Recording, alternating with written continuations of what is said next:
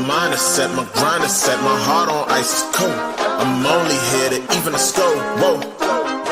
My mind is set, my grind is set, my heart on ice is cold. We down right now, but did it before. Whoa.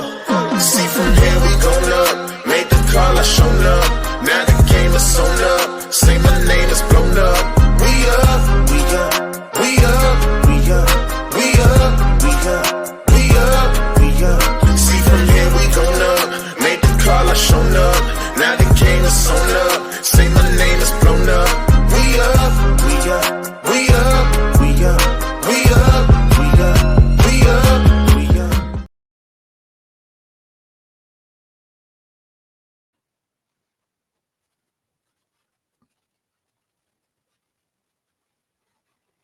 Hello, everyone, and welcome to the Knighted Ones podcast, episode number 69. We had a little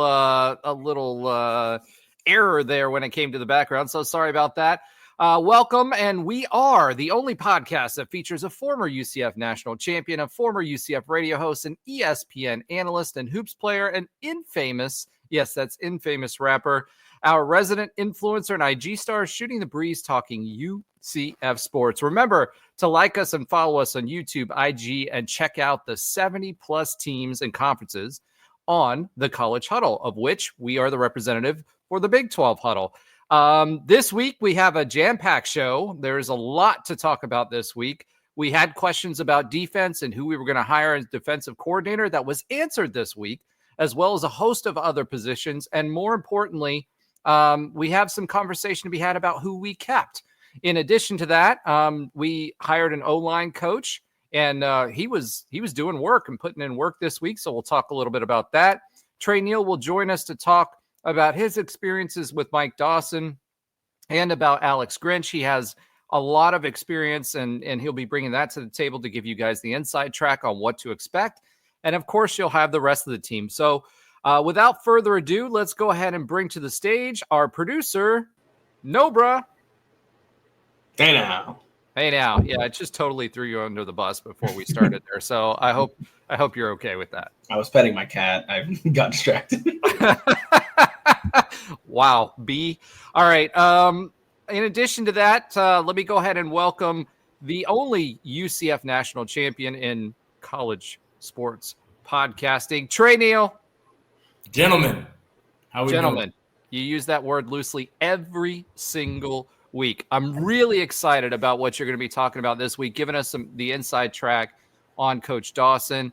There, when he was here, there was some question marks around, his tackling, the team's tackling under his tutelage, and a few other things. So I'm excited to hear about that.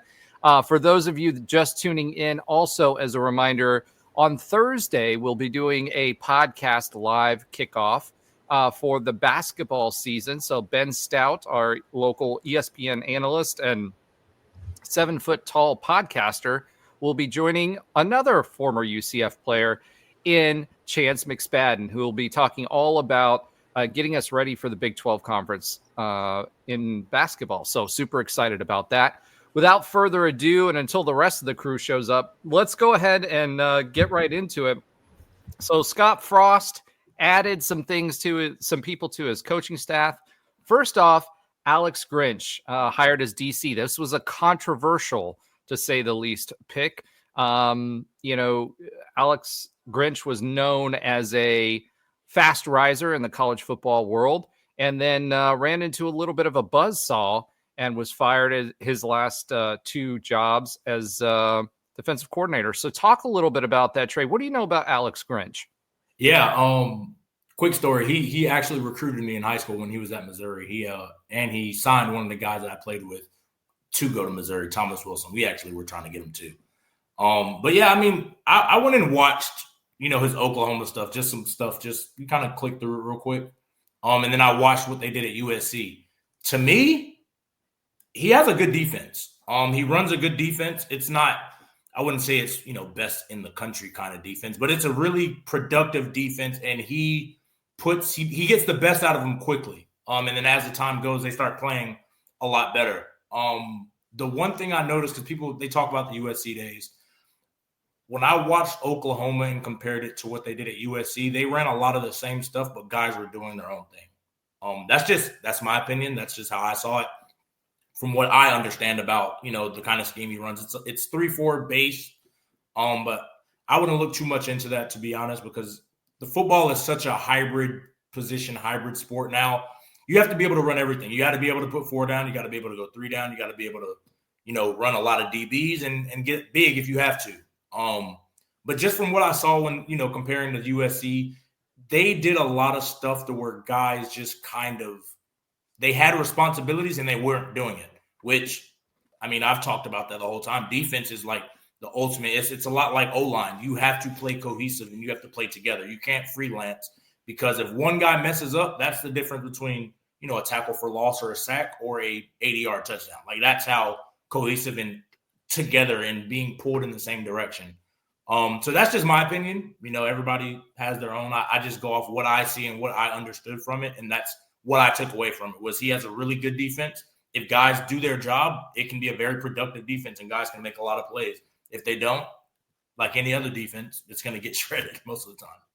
Yeah, and we we picked up a few linebackers here over this past week. And we needed some help there. Obviously, it seems like we've talked about that year in and year out. Last year, we thought, from a linebacker perspective, we'd be okay. But when it comes to this year and going into this offseason, we need some help on linebackers, especially if we're going to play a 3-4 defense. You guys, when you were there in 2017 and played a 3-4 defense as well, for the most part, right? Yeah. And do you think we're going to see similar style as what Coach Chin's had under Alex Grinch? And from what you saw from the tape, was it a similar style of defense in what we're expecting to see? Yeah, and I think people might think of it as a con. I think you have to be like a perfect match in a sense for what you are expecting on offense. Coach Grinch played, he's from under Chip Kelly's tutelage, like they've worked together closely when he first started. And then they played with Lincoln Riley, who both of those are high-powered offenses. And when you're having a high-powered offense, the best way to feed it is get them the ball back. So he's going to play an aggressive style. I don't know how aggressive. To me, that's personnel dependent. That's who we end up getting, fill out the rest of this class, who stays, who leaves, and what we have going into game one. But I think it'll be similar, just because to me, defense is, it's one thing or another. Now, how you disguise it, how you hide it, that's going to be up to his flavor and what he feels like doing. But it'll be similar because he's paired with Coach Frost. Coach Frost is going to score a lot of points. He wants a defense that reminds him of what he's played with. And a lot of the times when we were there, he referenced his time under Mike Tomlin, his time under Tony Dungy. All those defenses were attacking style defense, get the football back for the offense. And I think that's what you have to do in college football. Offenses are so good nowadays that 10 years ago when we were playing, if you got 1 or 2 turnovers a game, any kind of turnovers or anything, just put them in bad field position. That's what kind of wins you the game against these elite teams. And I think that's what he can bring. But again, we got to see how the rest of the roster shapes out. But if he can get the guys he needs and they do their jobs, I think it'll be very similar to what, similar in the sense of the shells and, 3 down, but it could be different rules, different assignments, the different way they play things. So one of the things that requires, right, especially if your defense is going to be out on the field a lot, because you guys were out on the field all the time with the 2017 season. So that also requires that you have the depth to be able to rotate. So does it worry you at all of where we are today, or do you think we have time to fill in those holes? We have, I think, as of today, we have 61 guys on the roster that are scholarship guys. There's 3 others that haven't signed yet, but have quote unquote committed. So that would leave roughly 26 scholarships on the table. Mm-hmm. And although we definitely had our focus on offensive line, DB, tight end, and we did get a P4 transfer linebacker today, how much depth do you really need? How many starting caliber linebackers do you need to run a 3-4 effectively? or are you playing like a hybrid DB to make up that fourth lineman? Yeah, I mean, so 3-4, it's you need depth, period. I mean, and if you want to have an attacking style offense that's scoring points fast, you're going to need depth because, again, when you're going 100, possibly 100 plus plays on defense, you're going to get tired. And the only way to not be tired is to have guys that can come in and spare you a few reps, whether it's 75-25 or it's 60-40. That's kind of how we did it when Coach Frost was first here. You have to have guys that you can trust, and you have to have guys that are capable. That should be easier in the Big 12. It's worrisome just because, again, 60 guys is not ideal, just in general. But, we'll see. I don't know how to truthfully judge it, because, we're past the first signing day, but we're still in the transfer portal. We still have the second signing day where they could possibly find some gems. And we're filling out the roster. I mean, I see the posts all the time of we're filling guys out, and we're signing guys and getting guys to come. It's just pause. We just need to we need to be able to get enough depth to where he's comfortable. The best part about, I say, in the 2017 team and those years, even 2016, we were too deep with quality guys, with NFL caliber guys, with all conference caliber guys. Like, that's what we had as backups. I mean, the first person that I think about 2017 was like Richie Grant and Antoine Collier. A few years later, they were all conference level players, and they showed that, in flashes when they were freshmen. And then you go back to our year, like Kyle Gibson, all conference player. We were backups to other all conference. Like, that's just to be comfortable, to be where you want to be, to where you can rotate guys. I mean, even in the D line, and we talk about later with Coach Dawson, he was probably 3 deep. I mean, at least in his 3 defensive lineman group, he could roll 7 to 8 guys comfortably, and there wouldn't be a significant drop off in production.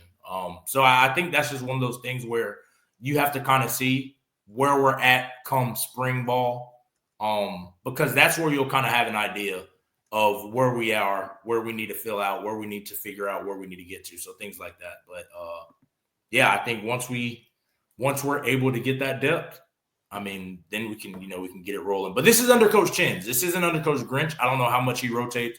I don't know how he kind of does his substitution packages. I just kind of understand, a guy like Coach Dawson. I mean, he was turning in 1s, 2s all the time. So. All right. So while we take a little bit of a breath, the next member of our crew of motley people, we're going to go ahead and bring in UCF football updates, otherwise known as Alan Levin, who's fixed his computer problems from last week. Welcome back, Alan. Hey, happy to be here. How's it going? Good, man. Super excited that you made it, and you look pretty suave there. What's going on? You got your hair slicked back. You got a nice shirt on. What's going on there? Every week we see you with a hat on. And I know. I had a nice mom's birthday, so just came back and rushed home, put the kid to bed, and came for the podcast. Awesome. There we go. Dedicated. All right. So Trey, going back to what we were talking about, right? So one of the things that you can do in a 3-4 is replace some of those linebackers with, athletic safeties or bigger body type of defensive backs. And we went really, really heavy on defensive backs this week. We got 2 defensive backs that we signed this week. What can you replace those guys, those linebackers, with those defensive backs? And if so, what kind of defensive back would we be looking to acquire?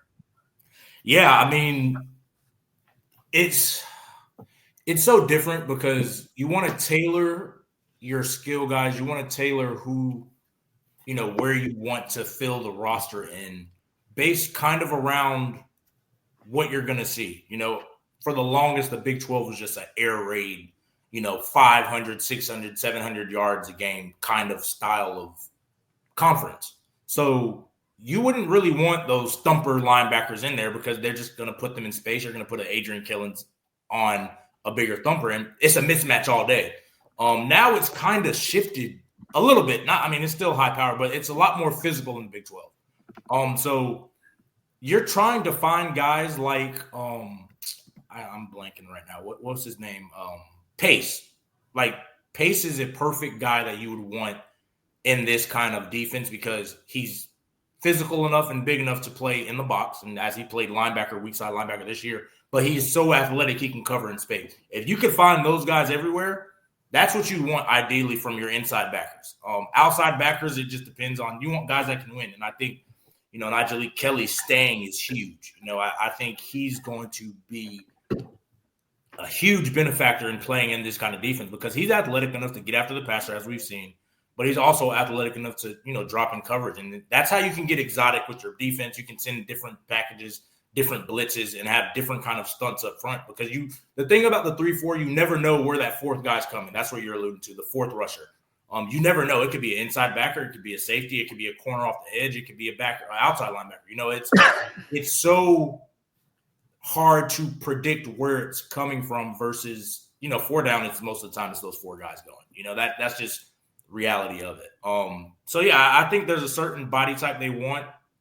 I just think again, it's hard because that signing day's passed, so it's not like the old where you had essentially was December.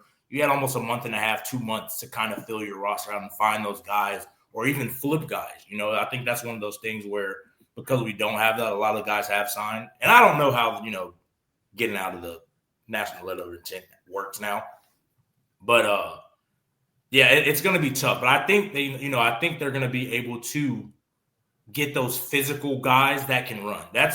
If you could get those across the whole defense, that's what you want. Big physical guys that are athletic. And of course, it's easier said than done. All right, Trey. So there was a question that came from Tim in Florida. He says, question for Trey, what are you doing now career-wise? They said you were in surgery the other night. So can you tell them whether you're wearing scrubs or a nurse's outfit when you're in the surgery? I'm in scrubs. I help doctors with different multitudes of cases and just kind of assist them with what they want to do. And they use different tools, different equipment, and I kind of help them facilitate that, help them, how would I say it? You're versatile in a different way now. What'd you say? I said you're versatile in a different way now. Yeah, exactly. Field now doctors, they know exactly what they're doing. The problem is there's so many different instruments and so many different tools that they need to be versed in all of them.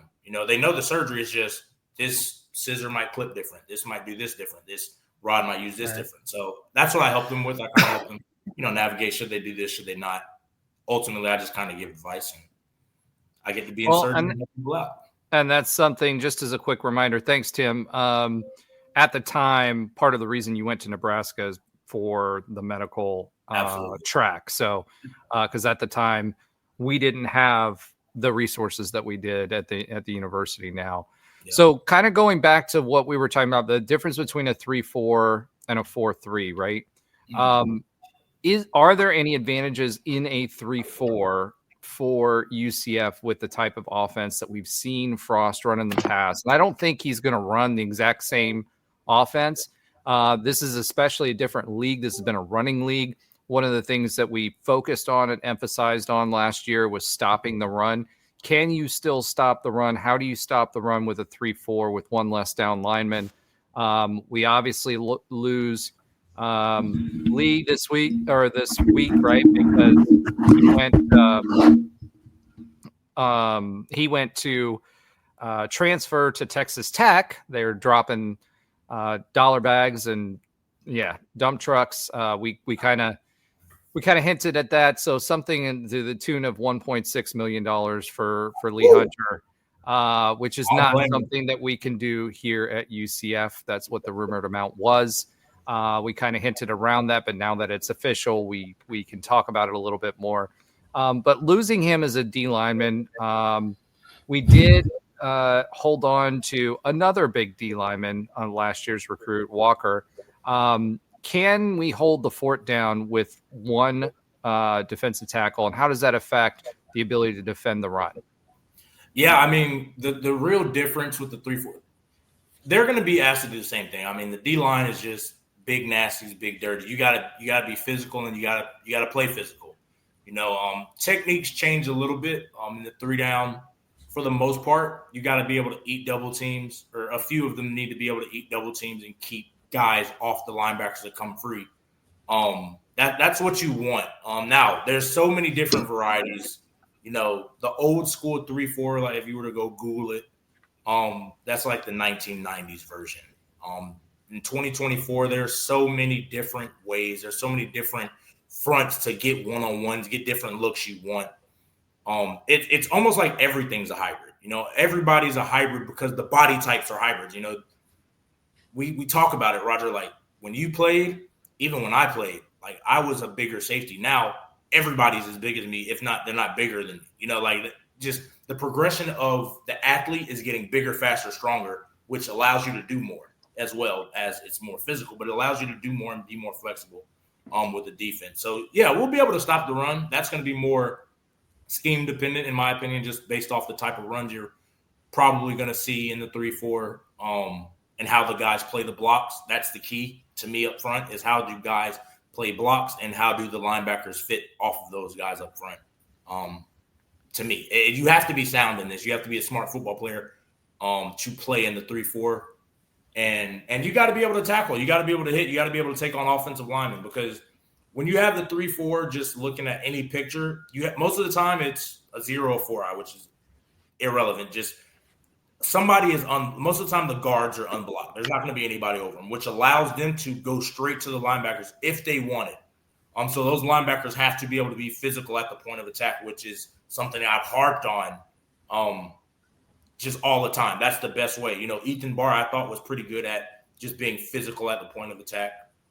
So that's what you're looking for. If we could go get Ethan Barr and Deshaun Pace, find them another year somehow. I mean, everybody else is finding their guys 8 years and 9 years. If we could get another year, that'd be great, just because I think both of them together are a great fit for what this defense that I understood it to be could do. Well, I mean, you mentioned that Jacoby Jones should pick up his extra year of eligibility this year because the JUCO rules changed.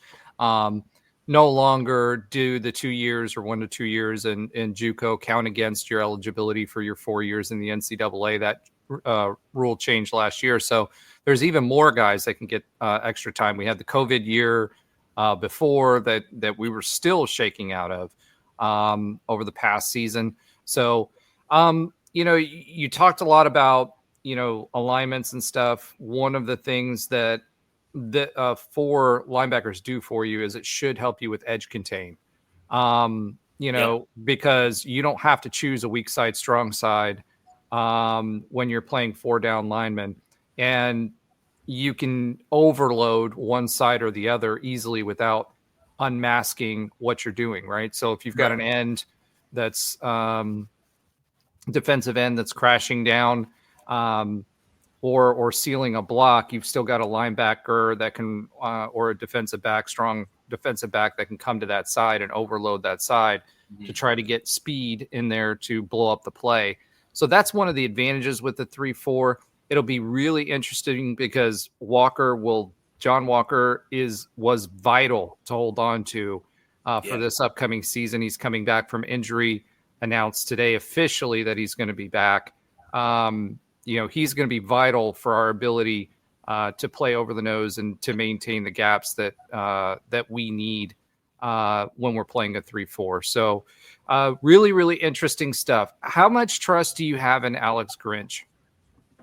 I trust him. Just, again, this is based off what I've seen. I don't know exactly what they're running. I don't know exactly what the defense is going to be. I'm just going off of when he was at Oklahoma with Lincoln Riley, and then when they made the jump out to USC. I trust it because for me, as just how I've always been as a player, I have to believe in what we're doing in the sense of schematically it makes sense. We're not just out there being cowboys and just, hey, if you see this, we're gonna play this and just jump plays. I don't believe in playing defense like that. I believe in the way you set up your defense. You should be able to stop every base play. You should be gapped out and up front, and you should have everything covered. Now, there's some beaters to everything, of course, but then that's where you rely on the guys. It's not the X's and O's, it's the Jimmys and the Joes. That's what they always say. But I have to be a guy that I can understand your defense. I see what you're trying to do. I see the mythology behind it. I see what you're trying to take away, what you're trying to attack, and I think when I've watched it, it made sense. I see what they're trying to take away. I see the understanding, the principles you're trying to install. It's just, especially at USC, the guys up front, just for specifically up front, they just weren't doing it, which led to a lot of explosive. I mean, sometimes you'd have 2 or 3 guys in the same gap, on defense, and you have 2 free linemen going up, and guys wouldn't get touched until 15 yards down the field just because D linemen and linebackers and sometimes safeties are getting in the wrong gap.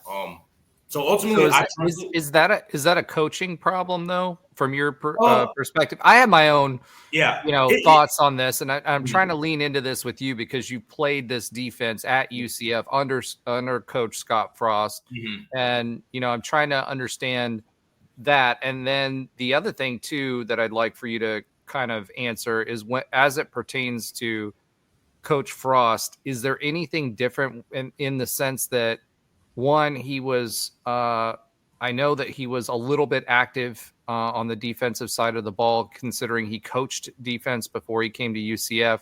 Was there any difference do you feel, in him being the leader of this team and running that type of defense and having any input into what Coach Grinch is doing? Yeah. So first thing, I think some things can be coaching. I think you can fix things with coaching. I believe that heartfully. I think some things are player issues as well that you might not see it, watching the TV copies, but when you get, I always try to watch the games after, and that's where I watch guys and players. And you can see a lot of issues with that. Like, that's where I notice if it's players' fault or if it's team fault. So I think it's both. I think just the 3-4 in general is a more aggressive style because, again, like I said earlier, you don't really know where that fourth rusher's coming. Well, it's predicated on turnovers. Correct. That's what it is. And for high-powered offenses, when you're running a 3-4, you're trying to get the ball back into the hands of the offense, right? Correct. And so the 3-4 gives you a little bit of flexibility on disguising some of the stuff that you're doing to try to get those turnovers. So that leads to, it can lead to splash plays, which in the past we've seen that happen a lot, but it also can lead to, big plays for the offense, and I think that ultimately is going to be what Coach Frost has to decide he wants to. It's a give and take, If you don't want to give up these big plays, we're going to have to be a lot more, where we talk about O'Leary style, bend, don't break, be good in the red zone, be good on third down. That's one way to play it. But you can't go out there and try that, 15-second, 20-second high-speed offense because the reps are going to start looking very lopsided. If we're playing bend, don't break, and we're out there 10, 15 plays a drive, and you go out there and you're out there for 4 or 5 plays, you score a touchdown, but it's only a minute's gone off the clock. That's going to wear on you, especially if we don't have the depth to do it. So I think it's going to be a lot of give and take with him. And to answer your second question, Coach Frost has a lot of input, and I don't know if people know he was drafted to the National Football League as a safety. He played in the highest level at safety, so he has a lot of experience. He started off his coaching career as a defensive coach, and then he transitioned to offense later. So he knows exactly what to look for. He knows what he's talking about. He knows what he's seeing. So to try to say, oh, you don't know what you're talking about, Coach, that won't fly because he knows what everybody's doing. He's a super smart guy. He knows what everybody is supposed to do and what they're doing. I just think what he's looking for is going to be he wants you to, the no fear of failure was huge for me, and I think a lot of those guys. He wants you to go try to make plays. I know that's one thing that we have a gripe with our DBs is turn around and make a play on the football. You're in the perfect position. You're in the perfect spot. Make a play. Or same thing with the linebackers up front. You see the gap open up. Go make the play. That's the only place the running back can go. Go make the play. Don't be scared to, if I do this. Once you start thinking, that's when, you're a half step behind, and that's a touchdown. So I think that's what he's going to be more so looking for. I know early on he's going to, let the defensive guys build that relationship and just let them do their thing. But I know once they get, we get into the nitty gritty of the season, he's going to have his input and he's going to be like, look, we're good at this. I don't like that we run this, so stop running it. I want to run this. If we're going to be more aggressive, I can't tell you how many times he would be like, smoke them. Like, clutch moments, Coach Frost is like, send the dogs. Like, listen, you guys are from Florida. You guys are DBs. You don't want to play on Sundays, go cover them man to man. Like, that's where we made our money was. We sent the house, we got to cover. That's what we're paid to do. So he'll definitely have his input on that. So yeah, that'll answer that second. Well, the interesting thing you mentioned there, we tried to go fast last year, but we had a lot of opportunities where we were good between the 20s, but we couldn't finish in the red zone. There were times because of the quarterback situation, we weren't good on third downs. So if we're going to have situations like that, like we did last year, where we have guys and a defense that's going to be on the field longer, I'd rather us be confident in the ability to score and still be able to do that. And that does affect the numbers. We talked about the efficiency of a defense having to be measured differently when you have a fast-paced offense that scores a lot, right? Yep. We have, Coach Frost and his offenses does a lot of things the same way to set up or bait a defense or lull a defense into sleep and then go for a big play that's going to go for big yards versus this dink and dunk type of offense that a lot of people have. And we kind of had the same thing last year. The difference was we just didn't score. So when we start evaluating these defenses, especially if Frost does go faster pace, if he does bring some of those elements of UCF fast back, you cannot measure those defenses the same way you would a traditional defense as far as efficiency ratings are concerned. So that's something that I want Night Nation to kind of be thinking about as we next year start to see this unfold. Obviously, the system won't be fully in place. It'll take a bit. We've got moving pieces in and out with the portal and having lost a bunch of guys this year. So that's going to take some adjustments as well. But as you're looking at our style of play on defense, make sure that you understand we talk a lot about complementary football, that the traditional efficiency metrics are not going to be the same. Yep. I mean, I'm looking at, 2016 stats, 2017 stats. We were 40th out of 120, which that's top third in the country, and then 52nd out of 130 points per game, which, you're like, okay, that's an average defense. But when you pair that with the number one defense, and then you see both of those years we were top 3, top 5 in turnovers, top 3 to 5 to 10 in negative plays that we created.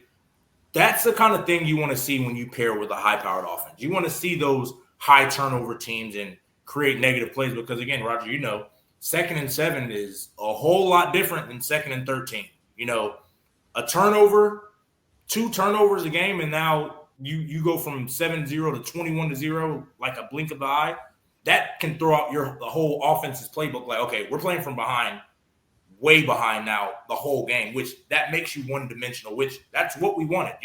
We want you guys to feel so much pressure offensively to just throw the ball all game, which, that'll happen. But if you do that, we know what to expect. We let Shaquem Griffin tee off, Nigel Kelly. We let Tristan Hill and who's John Walker. We let the big dogs go hunt. That's what you do. And I think that's what you need to start. I think we need to look at more. If people are big stats and analytics people, don't look at the points per game, because when teams score a lot of points, that means the other teams get the possessions a lot too. So. Yeah, and that's a stark contrast to George O'Leary type of defenses and the way he wanted to play a strategy, right? So real quick, one last thing for me on Coach Grinch that I kind of wanted to talk about.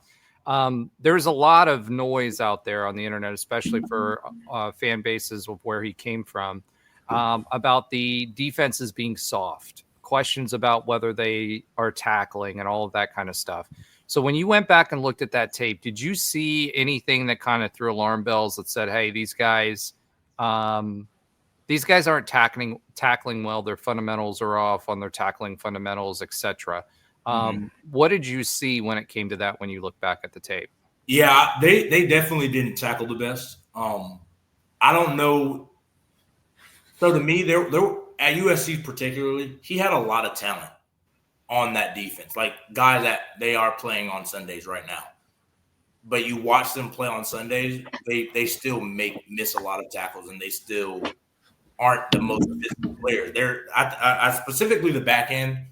They have a great ball skills. They make plays on the ball, which is what I saw a lot, especially their safeties, and a couple of their corners as well. But I think a little bit of that is just players being afraid. But they're just some of those guys don't want to tackle and they can't tackle, but they're so talented in coverage that it's like you have to put them on the field because in the Pac-12 specifically, that's the new Big 12. Like they throw the football all over the place. I mean, it's ridiculous.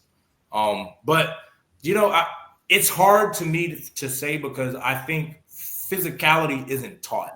Like I don't think a coach can make a player want to hit somebody, want to be violent, want to be physical. It's either you are a physical football player or you're not a physical football player. I don't think coaching can make you do that. I think there's technique things like the missed tackles. I'm sure those technique things can be cleaned up. And I know Coach Frost, again, he's the one that was instrumental in the kind of tackling he wanted to see. So if there was that, Coach Frost would not let that happen if he sees something wrong with the technique. Just on his end, because, again, the man was drafted as a safety to play in the National Football League. And he played in that. Like, he did it. So he knows what proper technique is. He knows, and he was taught under, some guys that are still in the NFL now. So he understands it. So that's what worries me a little, but not too much because, again, I know what Coach Frost wants. I know what Coach Dawson wants. I know what some of those guys are going to want up front and what they are looking for. So I know Coach Grinch, he's going to buy in, and they're going to clean it up if they have it. So, all right, Alan, I know I've been asking a lot of questions of Trey. What's your thoughts on the hire of Coach Grinch? Concerns, thoughts, and anything that Trey was talking about there? Any questions you have for Trey? Yeah. First of all, I mean, I saw I don't know if you guys addressed this, but the backlash that happened, like essentially you saw, the tweets get released by the national reporters, and you saw a bunch of former USC, Oklahoma fans kind of rip it. And then you saw a bunch of Night Nation kind of coming behind that and saying, what are we doing here? I didn't see the cause for freak out. I know his time at USC at the end was kind of marred. I saw a stat that his last year there, they gave up the most points they've ever had in the history of the program. So obviously that's going to get you a bad rap. But when you look at the entirety of his career, and first of all, he's still pretty young. He's in his mid 40s. He's had stints at Ohio State, Oklahoma, USC. We're talking major blue blood programs that have hired him over and over. This is not the same, as our DC this year, who had essentially 1 year stints at every single school in the country. I mean, this guy is being hired by top programs. And you look at his time at Washington State, Wisconsin, some of these other places, he had some really good numbers. I mean, he's a 4-time Broyles award nominee. So while I understand it's kind of what have you done for me lately, and his most recent employment didn't go well to the point that he obviously got fired.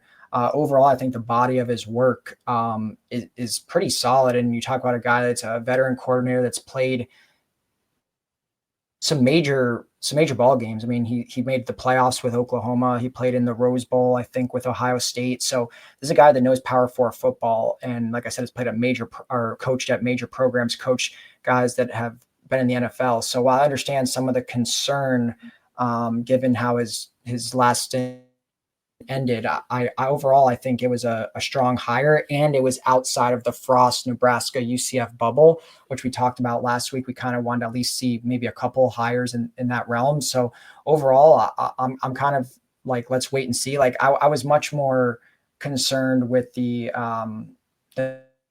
Ted Roof hire last year compared to this one. I think this guy has a much better track record, and overall, I'm willing to give it a chance. So I don't have too many concerns. I mean, one really bad year at USC I don't think overlooks the entirety of his career, which to this point has been pretty solid. All right. So there's a question here from Ray. Ray says, have you guys heard about any other QBs that we are looking at since Bo headed to Mizzou after you are done addressing Grinch? So we are done with Grinch. That's one of the coaching hires and retention that we have to keep. So there's a lot more to come from that. I wanted to get Trey's opinion on a lot of this stuff because, defensively, he wasn't here last week to talk about the defense, and we're starting to ramp that up. But have you heard about any other QBs that we're looking at now other than the one Fancher from FAU that we brought in this week? I haven't. I saw one tweet earlier today. There was someone that we were potentially looking at, but as far as visits, it was only the former Penn State, and we just saw he got, I think, 1.75 million. So honestly, for pure depth purposes, you do probably need to sign one more scholarship QB, given that we only have 3 right now. Last year we were walking with 5. So you would think one more needs to happen. But I think personally, I think we saw the downside of investing a ton of money on a transfer quarterback last year and how it bit us in the butt. So I'd rather, at this point, I think between Risk and Brown, you have your starting quarterback on the roster. So I'd rather go get one guy that's in the cheaper area. Do we have our starting quarterback on the roster? We do. You could be right. Look, we may not, but was matching the 1.7 million for a guy that hasn't played a snap yet the move? I don't think so. Listen, we can't. We can't. I'm just saying, even if we could, I don't see that to be the smartest financial investment. If anything, I'd rather risk what we did with KJ again last year, go get a guy that's proven it and hope it works out this time. I know it didn't with KJ, but that doesn't mean it can't with another quarterback. So if the quarterback's not on the roster, I know Frost is looking. There's no way that they're going to roll into the season with 3 scholarship quarterbacks. I mean, if you look back the past 5 years, every single year we've had a minimum of 4. So there's no way they're not going to look. I just don't think you blow the entire budget. And I don't know the exact number, what that number should be or whatever we can afford. I'd rather fill out the rest of the roster with depth pieces. And I think that Risk or Brown could develop to be that number 1 guy. Those out there, they're trying to chase our Mackenzie Milton. I just don't see that happening. A, because we don't have enough money, and B, the portal season is getting later and later where most of the top guys have already, committed elsewhere. And yeah, you're going to have guys after the spring game transfer. Those aren't going to be the clear-cut starters. They're going to be backups and things like that. So if you look at the available pool now until the season starts, is it really going to be that much appreciably better than Risk, for example, that has actual starting experience that fits into Frost offense? Maybe, but are we going to be able to afford those guys? Maybe not. So I don't know that name right now, but there's going to be another pool of names that open up as we get into March and spring ball. Yeah, I mean, when I'm thinking about quarterbacks, right? So the big challenge for me with the quarterback situation is this. It's cost. Even the guy from Tulane, I can't remember his name. Oh gosh, what's his name? He was the most recent quarterback, or one that transferred out. Yeah, the one that transferred out. Yeah, the one that transferred out. Yeah, I forgot. Yeah, he just landed somewhere, right? He landed at a Power 5, I believe. He did, and he got paid somewhere around $600,000 to $800,000 just. He started though, at least at least he had that experience. Yeah, but now he's a good team. Now, you think about what our situation was. We paid a lot for us for KJ Jefferson, and that's $450,000 to $500,000. So when you start shopping around there, you're looking at lower level, promising G5 quarterbacks that are going to come in, or quarterbacks that are sitting somewhere that are not going to get a chance to shine and haven't played. Right. So that's kind of the available pool. And right now it's slim pickings. So no other quarterbacks to kind of speak of. Ray says that Frost, KZ, and Cooper can develop our young guys. Dylan gives KZ quite a bit of credit for his success. I agree with that point. But the expectation for this team, I think they have the advantage of not having expectations like they did in the past. And so, we may get that time to be able to do that where we didn't in the past. But again, if they do develop, if Dylan Risk does come out, then you still run the risk of him going somewhere else because the amount the amounts that we're talking about are ridiculously high versus what UCF can pay right now. And again, we're still in a financial position where we will not see a full payout from the Big 12 until not the end of this athletic year, which is June, but the end of the following athletic year, which is next June. So just something to think about there. Did we just bring it back on risk? I mean, given everything you just said, which is spot on, I mean, that we wouldn't really be in a position to get one of these big names. I feel like there's been like a lot of hesitation with risk about next year. I mean, he already announced he's coming back. Is there any reason why he doesn't deserve a chance? I mean, I still think, I know it's not saying much, but he still looked best out of any quarterback we threw out this season. Is there any reason why he couldn't be the guy? I mean, I thought he showed enough to at least for the opportunity. I mean, he's going to get the opportunity no matter what. He's on the roster, right? So, he's going to get the opportunity to compete for it. I don't know what he looks like in practice, but what I can tell you is, yes, he looked good for a couple of games, right? Then you have the one game where he just looked completely lost, the last game that we played against Utah, right? So he's still a young quarterback, right? Did we see KZ magic out of Dylan Risk? I don't think so. I mean, but if he can take a leap, though, it's possible. Yeah, I mean, there's always that sophomore jump that they talk about, right? For people, right? And I do expect him to be better next year. However, is he going to take the type of leap that we're used to?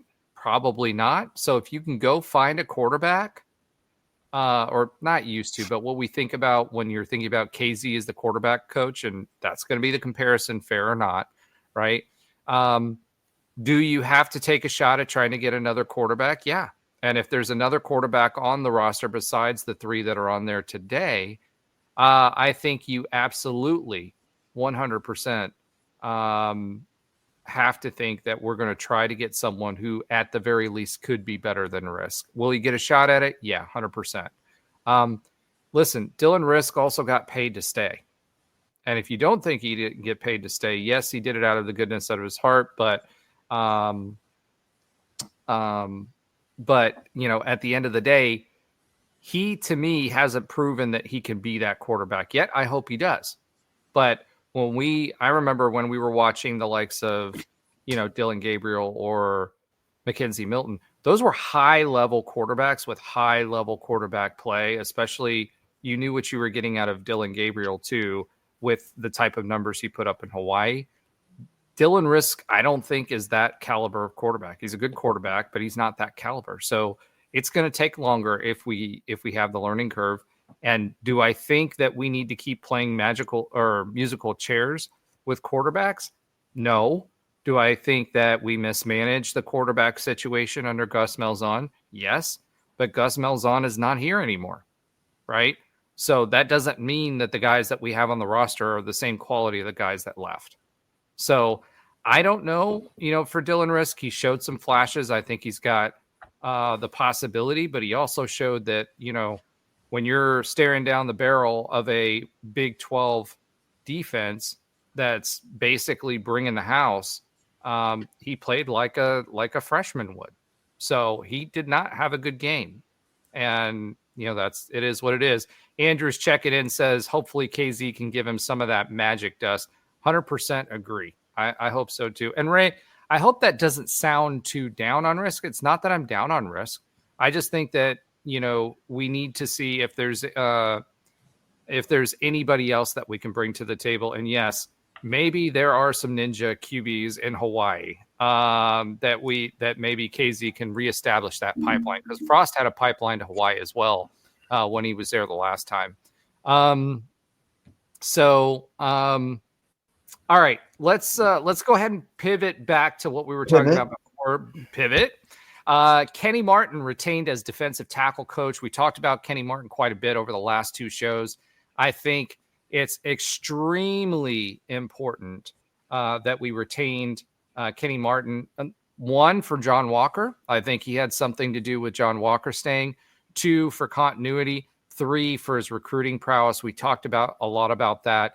He made a lot of inroads and was really, really, really well liked on the recruiting trail. So maintaining those inroads into those high schools as we put a fence around Florida was extremely important. What are your thoughts on keeping Kenny Martin?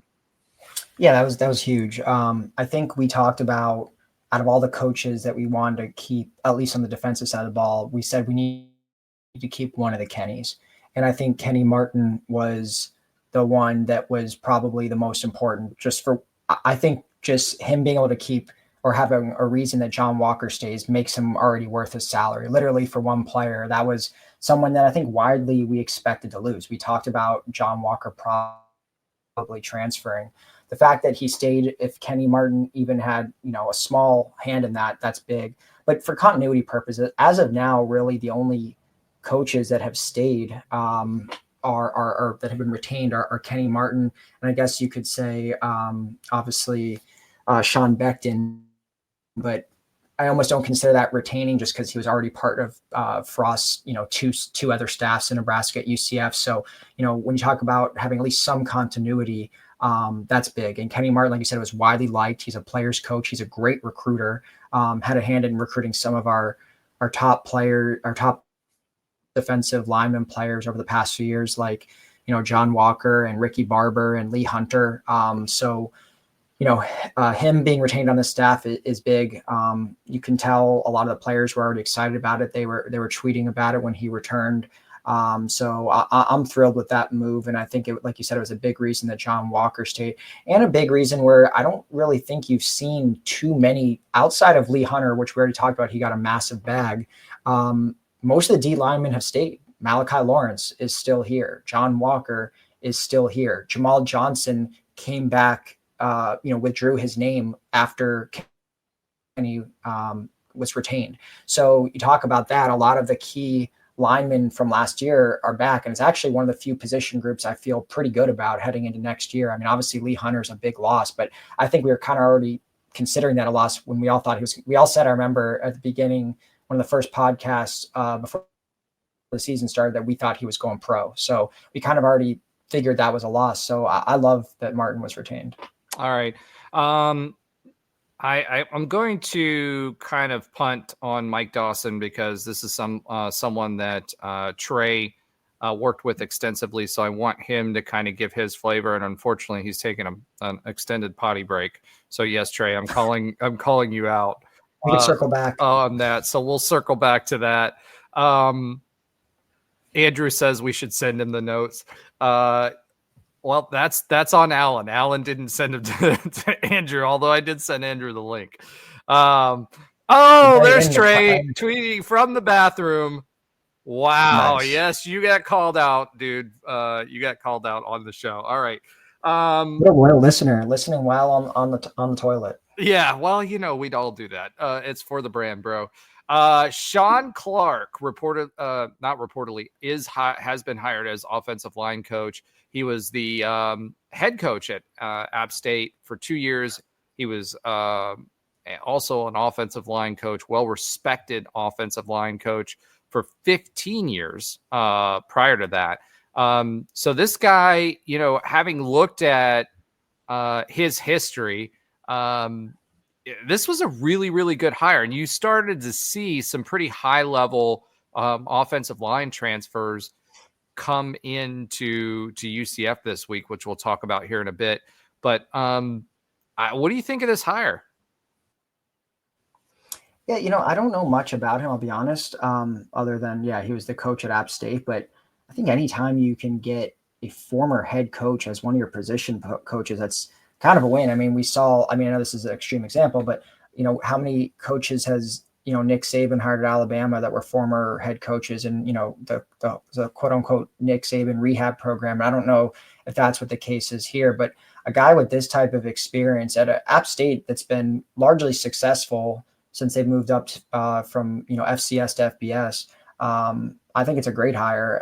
And offensive line is going to be, it already is undergoing a major makeover. I mean, almost every single starter is gone outside of Paul Rubelt, and we just saw in the last 3 days alone 4 new offensive linemen have transferred into UCF. So his the the ability for him to develop O-line and get them to gel quickly is going to be big. So I think a guy with that type of experience, has been a head coach, been an O-line coach in the past, is actually, I think this is probably one of the best hires so far.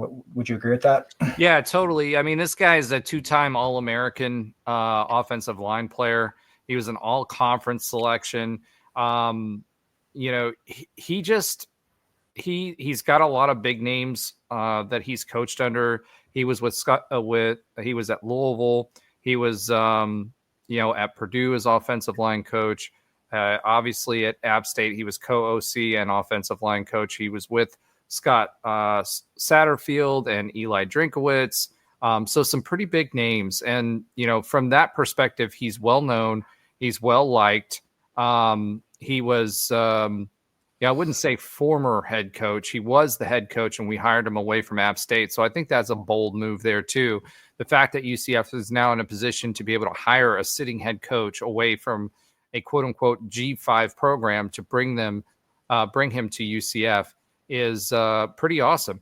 He was 40-24 as a head coach and 3-1 bowl games. So this guy is not, it's not one of these retread coaches. This guy had an upward mobility as far as his career was concerned.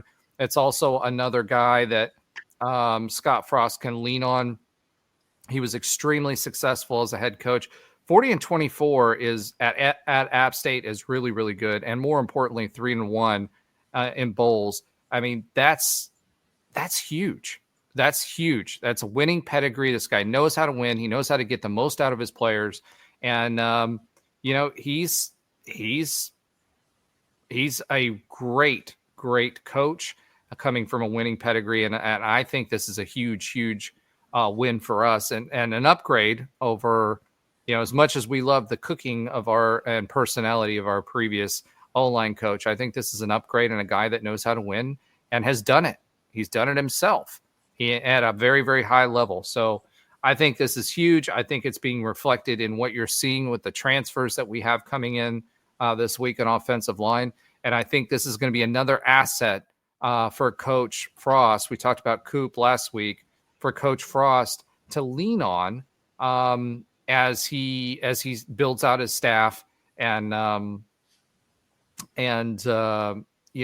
continues to focus on all of the things that a head coach needs to. It's a stark difference, I think, from what we saw under Coach Malzahn.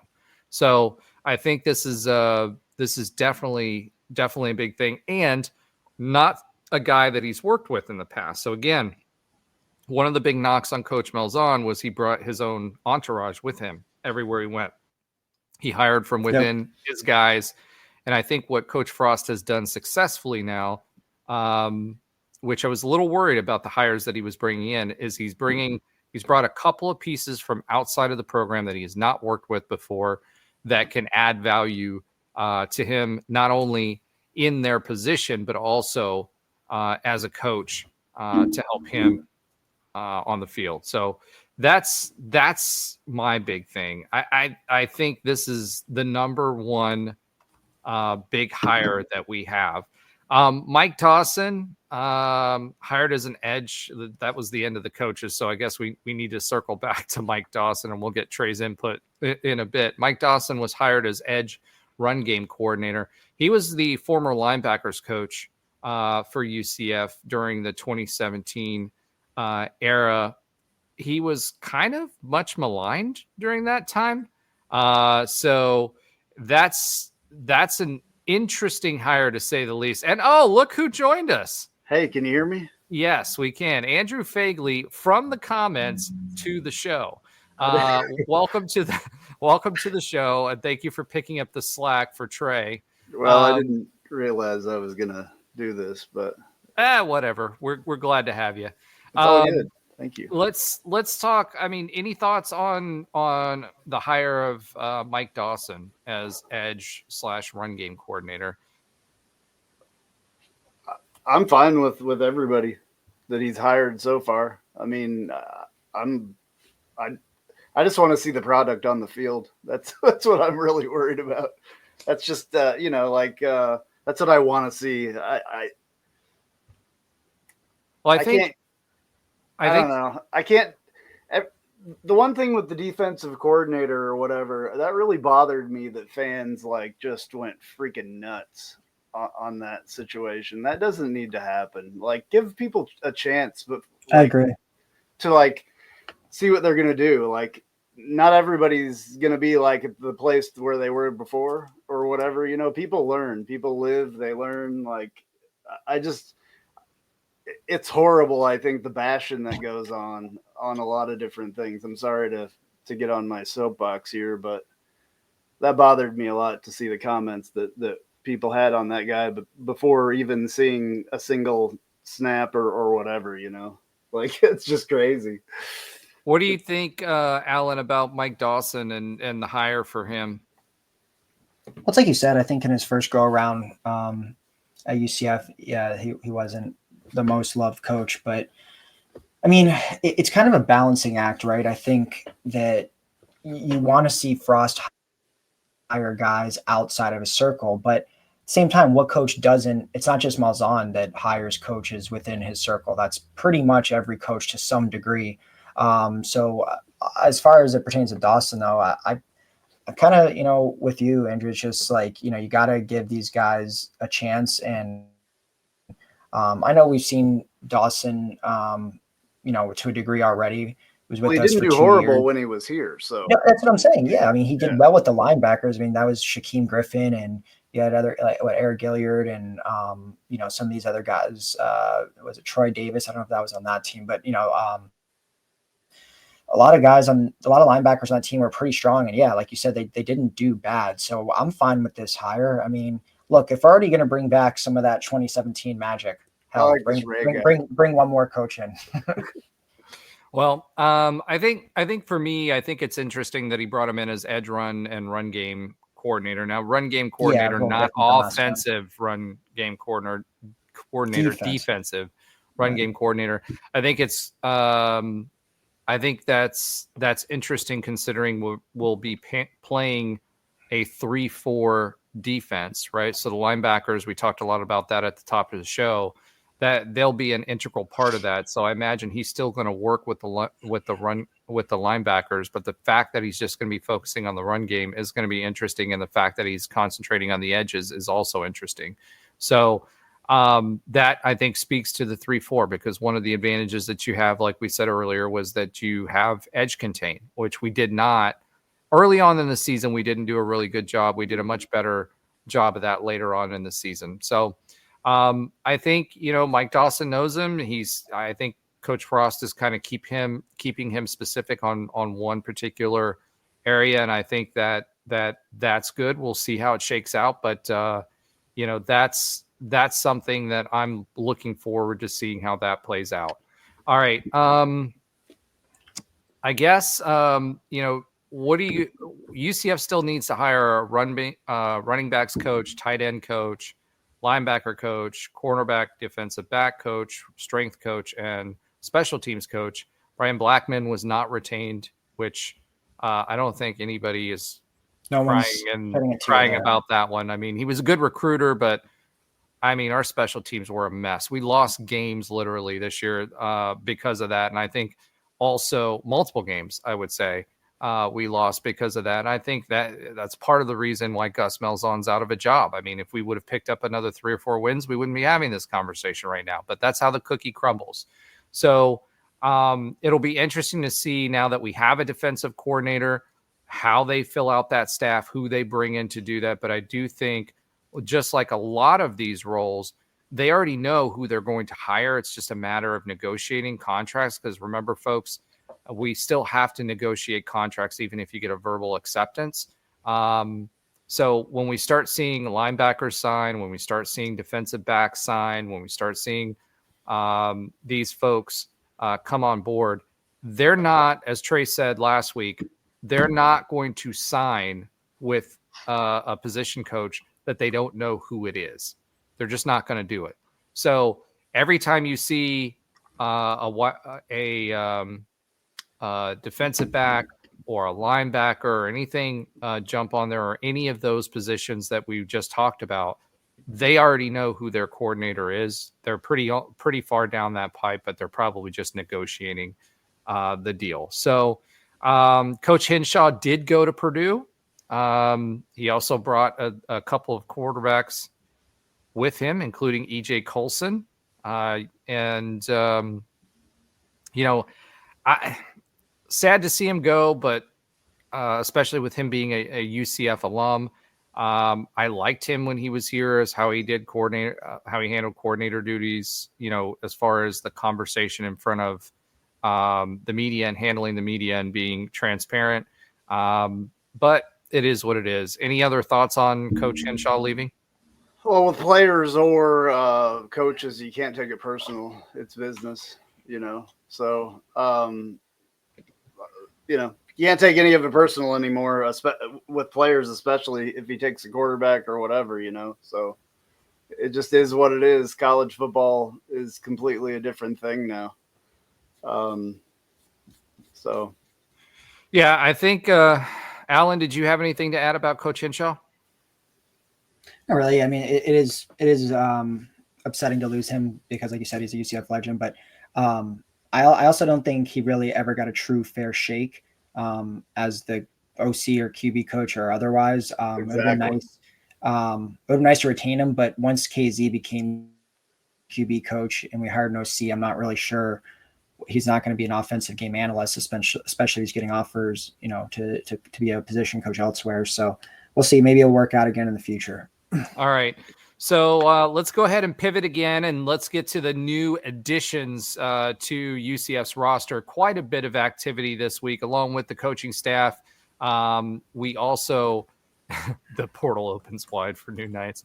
Oh boy! So we added quite a few new transfers. So Alan, why don't you? I know you've kind of been keeping an eye on this as to who we're adding, when we're adding them. Where they're transferring from. Quite a few P4s on here, schools like Washington, West Virginia. Memphis was good this year, so getting someone from there is good. Ole Miss, UNC, Maryland, and Oklahoma. And, more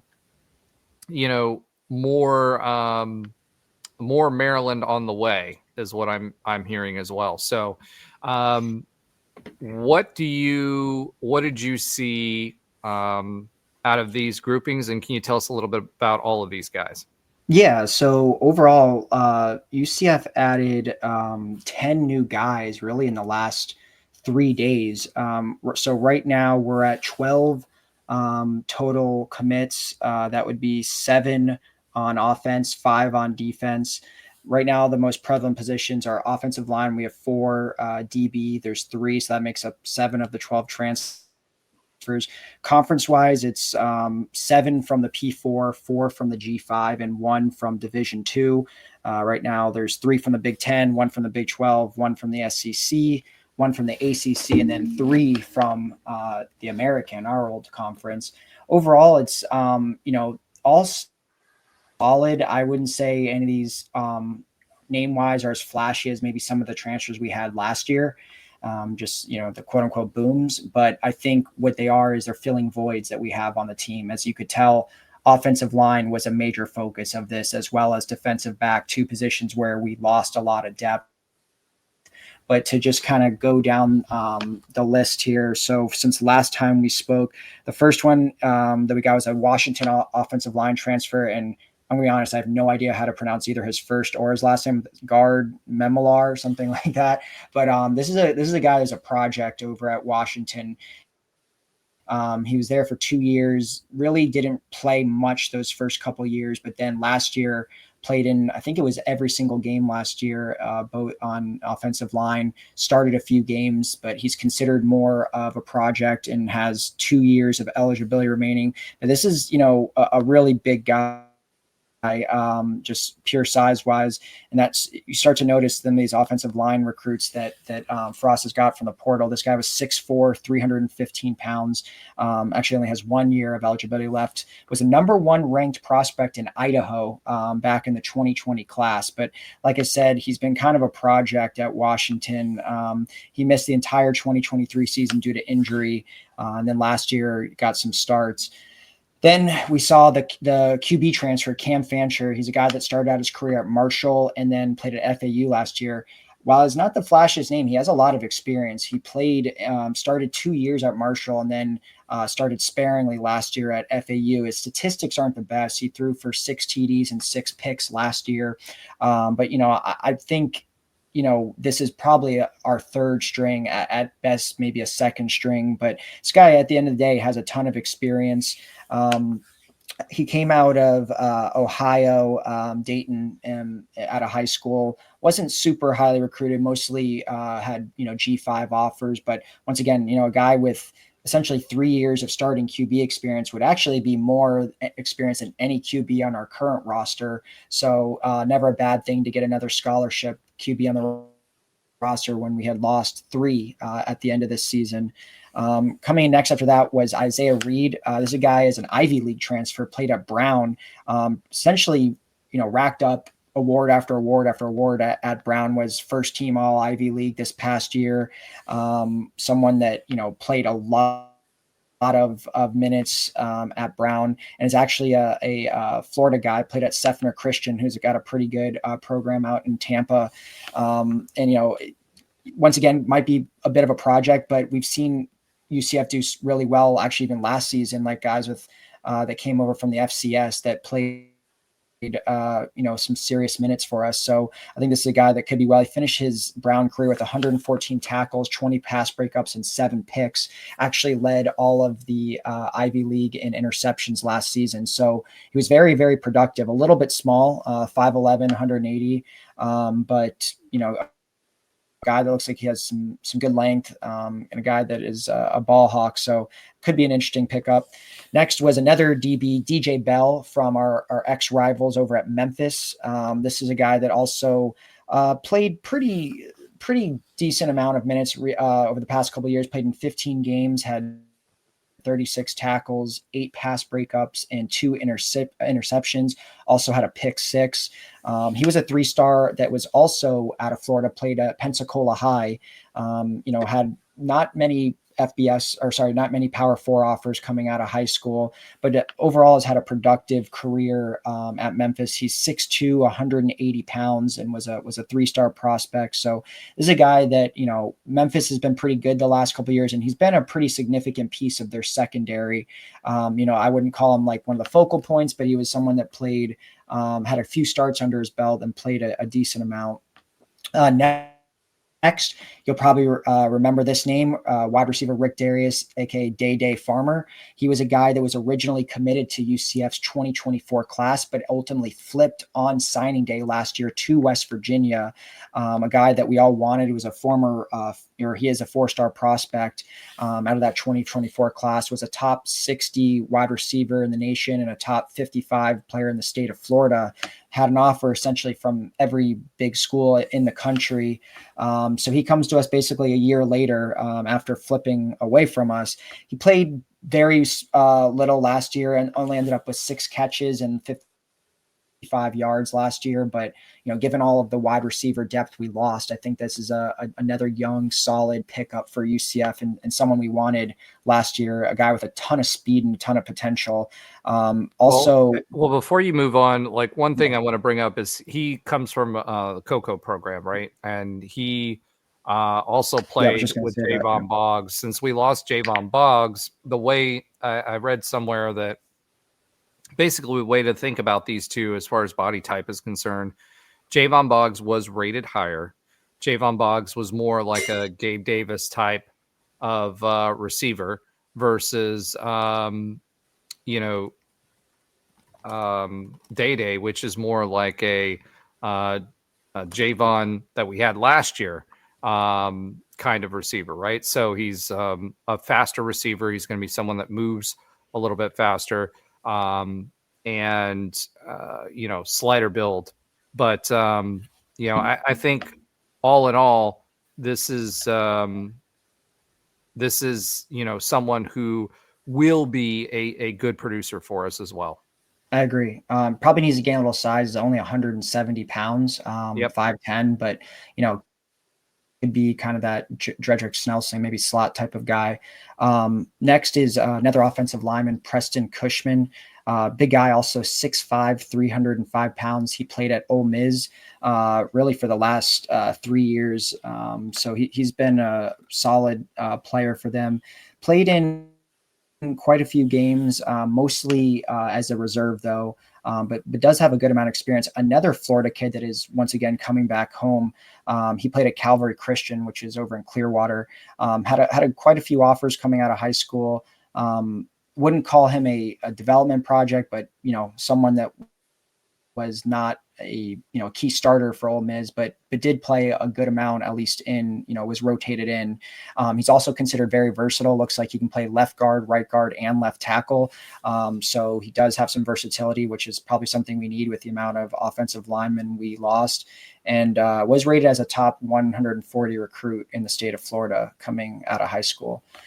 Next up is another offensive lineman, Jakaya Leftwich. He transfers over from UNC. He actually started his career at Georgia Tech, where he played a pretty significant amount of reps at Georgia Tech for 2 seasons, but then transferred over to UNC this past season, where he got 8 starts this past year. So I guess it was a pretty significant part of their offensive line. This is a 5th-year senior type of guy out of in Trey's neck of the woods, out of Georgia. Played at Westlake High in Atlanta. They have a great program. Out of high school, he was a top 100 recruit in the Peach State, 3-star guy. And, probably out of the guys that we got, probably has the most starting experience out of any of the offensive linemen that we signed in the last couple of days. Size-wise, he is 6'6", 300 pounds. So if you're seeing a kind of trend here, pretty much every O-line we signed today was 6'5", 300 and over. So some big boys up front. That was exactly what I was going to comment on. Sorry to interrupt, but all these guys are big guys except for those 2 fast wide receivers. You can see that Scott Frost, and these guys can move too. If you go look at some of their tape, there's big guys, but they can still move. And Scott Frost needs that in his offense. I'm glad he's starting with these big offensive linemen doing, big guys. So. Yeah, I think you're kind of noticing like a trend here with who Frost is going after. So yeah. Well, remember his linemen in the 2017 years, they were tall, skinnier guys, right? But these guys can't do that in the Big 12. Yeah, exactly. Not against the defenses. We saw that, what Utah can bring to the table, and they did not perform well this year, severely underperformed this year, just like we did. But they still had some massive beef on the D line. So we need guys like that. But the fact that you mentioned that they can move when you watch the tape, remember, Frost's previous offenses all wanted that O-line to get to the second level. Yeah, had to. And that's part of the whole thing. That when you spread out the field, you have to have that line that can protect your quarterback and take care of everything that's going on there too, because they try to do all kinds of crazy stuff because you're spreading them out. Yeah. And it's important in the run game too, right? Is to establish that second line of scrimmage, and that's something that's going to be extremely important. So having guys that are bigger, right, and that can still move that way is going to be extremely important for the success of this offense. So especially on O-line. These are some pretty good pickups that we've seen thus far, and we've got more to come. So, Alan? Yeah. Sorry. So next up was Dylan Wade, aka D Wade. This is another Florida kid that's coming home. Was a Maryland player for the last couple of years.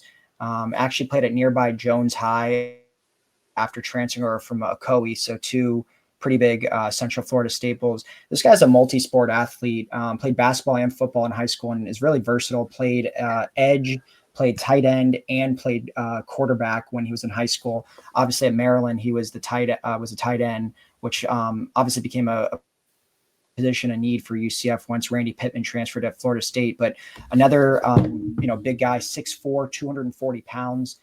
Was considered a top 25 athlete in the country coming out of high school. So I think this is a really big pickup, and was pretty productive over at Maryland this last year, had a career high 375 yards to go along with, I think it was 29 catches and 2 touchdowns. So he definitely, was a player there at Maryland. And I think this is, one of the better offensive pickups that we've gotten. So he was out of the 2023 class. So we'll have 2 years of eligibility remaining. And someone that also had a lot of Power 5 offers, coming out of high school. So I think this is, he's an athlete, a guy that can play defensive end, tight end, quarterback. This is a guy that we want on our team, kind of fits that Scott Frost mold for sure. So, he's kind of a jack of all trades. And I think this is definitely a big position of need that we got, our Pittman replacement. Not saying he'll be as good as him, but, someone that at least has strong experience, played at a Power 4 school and was definitely productive there.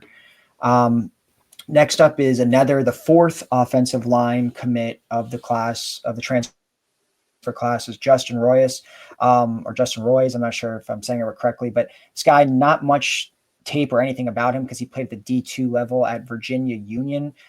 He's been there for 2 years now. Another big guy, 6'5", 310 pounds, originally from Suffolk, Virginia. There's really not much tape on him, but I did go back and look at his Twitter. He did get, since he entered the portal, he got 10 offers. There was no, I think we were the only Power 4 offer, but he did get, 4 or 5 group of 5 offers. I believe Marshall was on there, Coastal Carolina, Akron, a couple others. So this seems to be somewhat of a project. It's hard to see much about him. There was he retweeted a lot of stuff from like ex-coaches that are saying this is like one of the most underrated guys in the country, and he's widely considered one of the best offensive tackles in D2. I can't recall too many situations where UC has gone down to the D2 level. They've done a lot of FCS transfers, but this is definitely interesting. I'm assuming Frost or our new O-line coach sees something in him. He obviously has the size, and he's played plenty of reps there at Virginia Union. But other than that, it's hard to get too much info on him. He pretty much had no high school, recruiting or any sort of star rating or anything like that out of high school. But this is someone. He does have 3 years left, though. So this is a Correct. guy that 6'5", 310 too, and I bet he can move. So yeah, well, I mean 6'5", 310 and a even few if years. he can just stand there, he'll be okay. Yeah, well, I mean, this is the type of guy that's not going to be a starter, but he's got 3 years, so that means he's got time to learn the system and and develop. And well, that's a big jump. I mean, Andrew, we talked about it too. It is, but there's some really. I watched D2 and D3. This last weekend, I watched more of the other levels of college football than, the FBS, just because it's exciting stuff. And some of those guys, I mean, like if there's a big guy like that, there's not a lot of big guys like that. So he was probably the biggest guy on his team being that size. He's the Paul Rubelt of the of Division II. He could be very, very easily, because a lot of those guys, especially Division II and III down there, get a lot smaller. So with the size and everything, there's got to be a reason. There's always a reason you pick somebody up like that and bring him here. I mean, you've seen what some of the FCS guys have been able to do the last couple of years that have been brought in, like Jason Johnson and, guys like that a couple of years ago. I have no problem with that. In fact, I think it's awesome. I also would never pass up on a guy from Harvard or Brown or Yale or any of those places, because you got to have at least one guy that in the locker room that's got his head on his shoulders. Cerebral. So, he's going to be smart, and he's going to teach all of them like finance and stuff probably. So Yeah. It's all good. I love smart guys, playing football. That's awesome. All right. Yeah. One left. That's a good point. Yeah, one left. Final one is Phil Picotti. This is a guy that's from Pennsylvania originally, but he transferred for a senior year to IMG Academy, and we know Frost loves his IMG guys. Manny Logan. There was a lot of guys. I think there was like 3 or 4 guys from Frost original recruiting class that were from IMG. Obviously, they're a football powerhouse in Florida, and was really, really good his senior year at IMG. Unfortunately, this is a guy that was actually part of the 2023 class, but has not played a single game yet due to injury. He 2 didn't years play in his a entire row. freshman year or sophomore year, but basically missed both seasons with serious injuries. So he technically has the medical red shirt and just the regular red shirt. So he would actually have 4 years of eligibility remaining. I would assume this is just kind of a project type of deal, but he was highly recruited out of high school. He, 6'3", 245-pound guy that pretty much had offers from every major program in the country: Oklahoma, Auburn, Michigan, Nebraska. So Frost actually recruited him originally when he was still at Nebraska, ultimately enrolled at Oklahoma, where he was recruited by Ted Roof. Funny enough. So a lot of connection to UCF, but he had a lot of promise coming out of high school, but, injuries have derailed the early part of his career. So it is the first linebacker transfer, and, linebacker is a position of need for UCF. We'll see if he can overcome those injuries and ultimately play. But this, like I said, out of high school, I mean, he was a beast. Had 144 tackles his senior year, was like, all of the Writers Association's first teams in Pennsylvania, and then in Florida for his senior year. But we'll see what happens and if he can, overcome those injuries. But overall, great day for UCF. They brought in 6 new players today alone, or at least were announced today, and overall are up to 12 total transfers in the class. And there's still more to come. There's quite a few more to come, but I think they're filling out the O-line DB really nicely, and I'm sure they'll be getting a couple other positions as we, in the ensuing months here. Yeah, I mean, he's, just real quick before we leave Phil, he's a good size linebacker at, the 245-pound level. He did tear his ACL, though. That's one of the challenges with it. The reason I logged on tonight was to talk about this guy. That's what I thought it was to save Trey from save the Trey too. But the real reason was I literally had just clicked on something and saw that we signed him. I remember his name coming out of high school. If this guy can get healthy, like, I love stories like this, and I love players like this that, like, this guy's been held down, like not by a coach or whatever, but by a physical problem, and like, that guy was a machine in high school, like you were talking about. He's 6'3", 245. He's a big dude. And like, if he can get himself together physically, like, and mentally at this point, probably from having to deal with all that stuff, this dude's going to be a monster. We'll just see if he can do it physically. That's going to be the biggest thing. But I'm super, super excited about this kid. All right. So I agree. And I'm just reading the comments right now in the private chat, guys. You don't want to know. It was murder of the highest degree. All right. So, one thing before we pivot, because I was getting ready to pivot again, but we got Trey back. Trey, for the listeners and the viewers, one of the things we talked about was Mike Dawson. I just wanted you to give a few points about your experience with Mike Dawson as a coach, as you were coached by him. Yeah, I mean, he coached D-line, but the good thing about Coach Frost is those guys know how to coach every position, and they've seen it at every level. Coach Dawson comes from the NFL. He's coached college a lot. He's coached with the Eagles. He's coached with the Giants. So he's seen the best of the best. He's seen the best technique. He's gone up against it. He's a hard-nosed guy. He does not take any BS. I mean, that guy is straight stone cold killer, but he loves you to death. I mean, off the field, he takes care of you. He's going to make sure you're doing all right. And he builds that relationship with his guys, because to me, that's the only way you can maximize and get the best out of them, is you have to care for them. And sometimes, it's tough love.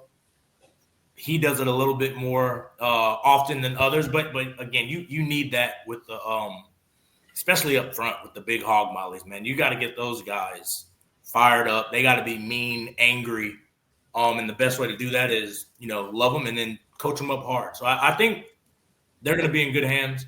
He definitely will make them a physical group. But just like every coach that I've known Coach Frost to hire, even guys that he hired and holdovers and other guys that he kept, those guys care about him. I don't think you're going to coach on his roster if you don't show you care about your players, if you don't want to care about them, So I think Coach Dawson will get the best out of them. That's just my opinion. And I know I'm biased. I've been telling you guys from the beginning I wanted Coach Frost back. But I can be objective. He definitely is a great coach. Seen it at every level as well. All right. So thank you for that. If anybody has any questions for Trey on Coach Dawson, just hit up the chat to kind of pivot. There it is. All right. Other UCF news. It looks like running back Wayman Jordan didn't officially sign. He was the number one JUCO running back. So a little interesting that he hasn't signed yet. I don't know if he's still shopping the portal or what, but he did commit, or maybe he's waiting on the running back coach to be officially named. UCF does lose a few more transfers. Linebacker Ziri Alexander. I really hated that to see him go. He had a lot of promise. He was a good linebacker. Unfortunately, he got paid. Adrian Medley also left from the line. And Riley Trujillo, or Trujillo, wow, I'm messing that up. Trujillo. I wanted to say it the right way, and then I ended up pulling an Andrew. But Wow. Okay. For those of you that remember the Nightline days of the tennis I don't even stars, try. I wasn't even going to try with that linebacker's name earlier. I wouldn't go in there. That's interesting. Good. Best of luck to I was going to call him Phil. Phil. Best of luck to Riley. Jamal Johnson, a bit of good news. Jamal Johnson withdrew from the portal. So that makes it 7 players who've withdrawn their names since we've got our coaching act together. So what do you guys think about that? Was that the corner or whatever? What was he? A corner or Johnson? Jamal Johnson? Yeah. No, I think he was he's a defensive lineman. Or defensive lineman, yeah. Okay. Yeah, so interesting. There was another Johnson, though, right? Wasn't there a Jason? Not Jason, but Jason. That was 2 years ago. No, there was another like a corner or something. I don't know. He was a Johnson, I think. I'm sure. Oh, Chasen Johnson. Yeah, Jason, same kind of one letter difference there. Yeah, I'm bummed that he left because I thought he had the stuff for sure. Oh, he definitely did, but again, he got paid. So, unfortunately, it's all about. Exactly. Unfortunately, it's what it is all about. Right. Take it personally, though. No, but what do you guys think about these guys sticking around? Trey, I'm interested in your perspective as a player now that the coaching staff's starting to fill out now, and interested in your take, and obviously Andrew as well. But why don't we start it off with Trey? From a player's perspective, coming back to the portal, do you think that's him just shopping and not having found anything, or is this him being comfortable with the coaching staff and just said, screw it, I'm coming back? It's so hard because I feel like kids jump in the portal at any inconvenience nowadays. So, it's one of those things where, Coach Malzahn leaves to Florida State. The easy thing to do is, shop your options. Now, sometimes he could have had plenty of suitors. It just maybe whatever he's looking for, a.k.a. possibly money, the money didn't add up. Again, $1.6 million, it's going to be hard to keep a lot of kids away from $1.6 million. I don't blame the kids. I don't blame the kids at all for leaving for that kind of money. Same way with Lee Hunter, same way with any of these guys. Not at all. You almost would be crazy not to, depending on what UCF offered. I don't know the nuance, but I mean, I don't think we're offering 1.6. I'm pretty sure we are not offering 1.6 million. So again, he'd almost be crazy because he's probably. I always thought he was an NFL player. I didn't know if that was a second round guy or if that was a 5th or 6th round guy. I don't know which one it was. But, he's a dominant defensive lineman, and you can never have enough. And Texas Tech is emptying the bank. So I don't know if it was just maybe he wanted to shop around, see what was out there. Did he get what he wanted? Or maybe he was just like, the coaches saw a future. He was just waiting to see who we hired, who his coach would be possibly, or just what the scheme is going to be for him. And he bought in. I don't know if that's something we can hold against players nowadays. with coaching changes because, like we've always talked about, it's free agency at this point. It's NFL. I got to do what's best for me. Whereas, when my coach, when Coach O'Leary left my year, we were waiting until we got a coach, and then we sat, and then we go through spring, and guys left, of course, but you give it a shot. Now it's like, oh, coach left, I'm going to the portal, see what I can get, and we definitely didn't have the incentive of chasing money back then either. So, it could be a multitude of reasons. I don't know exactly what it was. I like to think he was just waiting to see. I like to think that's how players go into the portal for that reason, to see what the coaching staff is and if they can buy in or believe that they fit this scheme and this is what they want to maximize their abilities. That's what I'd hope. I hope he wasn't just going in, auctioning off to the highest bidder. Alan? In regards to what? Sorry. Jamal Johnson staying, his reasoning. Yeah, I think part of it is obviously Frost was able to convince him. And you also saw a lot of the guys that hopped into the portal and then hopped back out were defensive guys, interesting enough, like the Henderson twins, Cam Moore. So I don't know if that had to do something with maybe the DC being hired or just the Frost kind of excitement and hype there. But Jamal Johnson, there's not a lot of tape on him.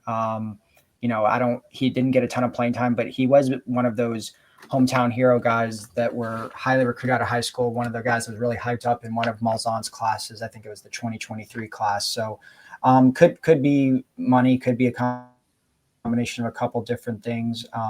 He started to get more playing time this year. So I think it is nice to have him back. He was starting to a little bit, I wouldn't say break out, but at least, starting to get a little bit more playing time. But it's good to see him back. I don't know the exact reasons, but it seems interesting. A lot of the defensive guys seem like maybe they got together and decided to come back. If you look at the guys that withdrew their name, like 75% of them are defensive. So maybe it's just kind of a brotherhood bond type of thing. I'm not sure, but glad to have him back. Andrew, any thoughts? I love it when these guys stick around. Personally, I think that Frost can be a pretty rah-rah guy sometimes. So I'm sure that they're kind of excited. And I know that a lot of these players know what he did here before.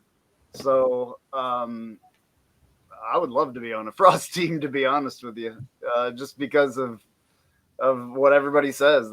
Everybody loves him, and he did it here before, so let's see if he can do it again. He's sure as hell going to try. I will say he was only in the portal for 2 days, which is pretty awesome. He was Jamal Johnson. He was recruited by Indiana, Georgia Tech, and Boston College.